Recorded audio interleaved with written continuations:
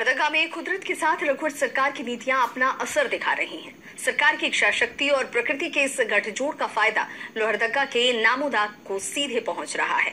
नक्सलियों की धमक खामोश हो चुकी है और बॉक्साइट की चमक पर खड़ा लोहरदगा अपने कुदरती आंगन का दीदार करने के लिए सभी को बुला रहा है। तो चलिए लोहरदगा, जहां रघुवर सरकार ने कुदरत के साथ अपनी यारी निभाई है।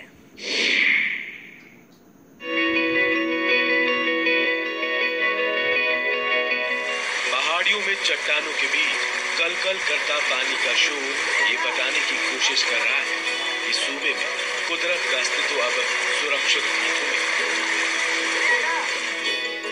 और इसके कदरदान और परवाह करने वालों की यहाँ कमी नहीं है। बॉक्साइट की चमक पर खड़ा लोहरदगा का नामोदाग आज नक्सलियों की धमक से आजाद हो चुका है। यहाँ अब शोर है तो सिर्फ और सिर्फ कुदरती सुंदरता, उसके विकास और रघुवर सरकार के गुणगान का।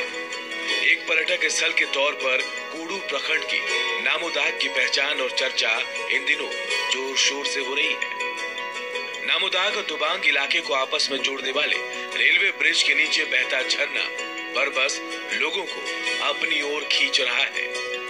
42 मीटर ऊंचे और 200 मीटर लंबे रेलवे ब्रिज के ऊपर से प्रकृति का दीदार लोगों को गुदगुदाने पर मजबूर कर रहा है। आलम यह है कि यहाँ पहुंचा हर सैलानी कुदरत में छिपी सुंदरता को एक सेल्फी में कैद कर लेना चाहता है। इस सुदूरवर्ती ग्रामीण नामोदाग सलगी चांपी के बीच मध्यस्थ जो ये पड़ा हुआ है, दोनों के बीच में दो पहाड़ों को जोड़ता है यह पुल। एक दुबांग पहाड़ और एक नामोदाग पहाड़ को, और इस पर एक बहुत ही खूबसूरत झरना झरता है ऊपर से, और इसको देखने के लिए दूर दूर से बहुत सारे पर्यटक आते हैं। वहाँ के बहुत अच्छा लग रहा है।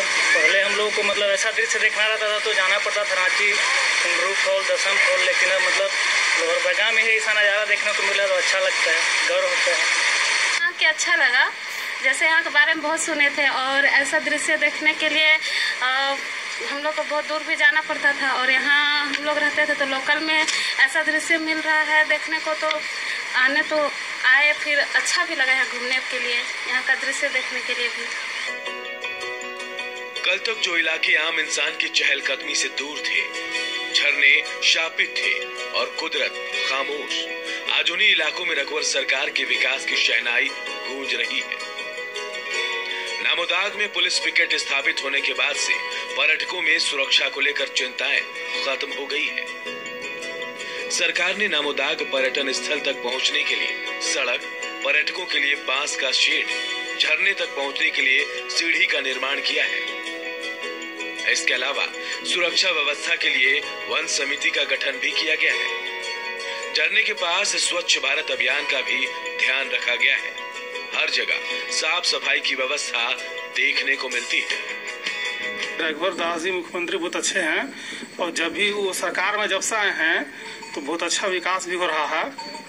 इस चीज को हम लोग भी देख रहे हैं, पब्लिक भी देख रहे हैं। विरोधी पार्टी चाहे जितना भी गुस्सा है उस पर, जितना ही बोले, तो सबका अपना अपना लगा हुआ है, एक दूसरे का हल्ला बोल करना। इलाका पूरा घोर उग्रवाद प्रभावित था। रघुवर सरकार के आने के बाद ये इलाका में एक पुलिस पिकेट है, सुरक्षा के दृष्टिकोण से बहुत अच्छा काम हुआ है।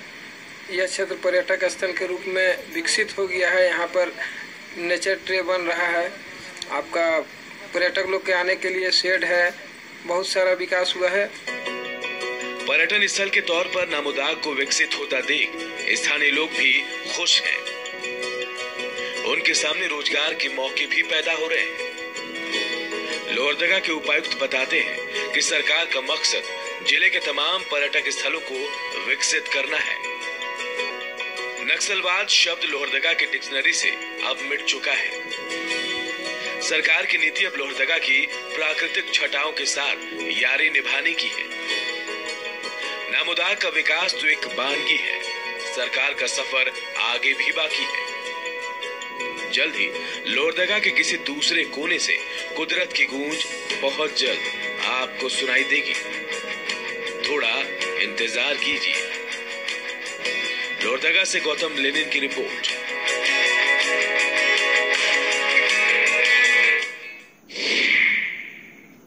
और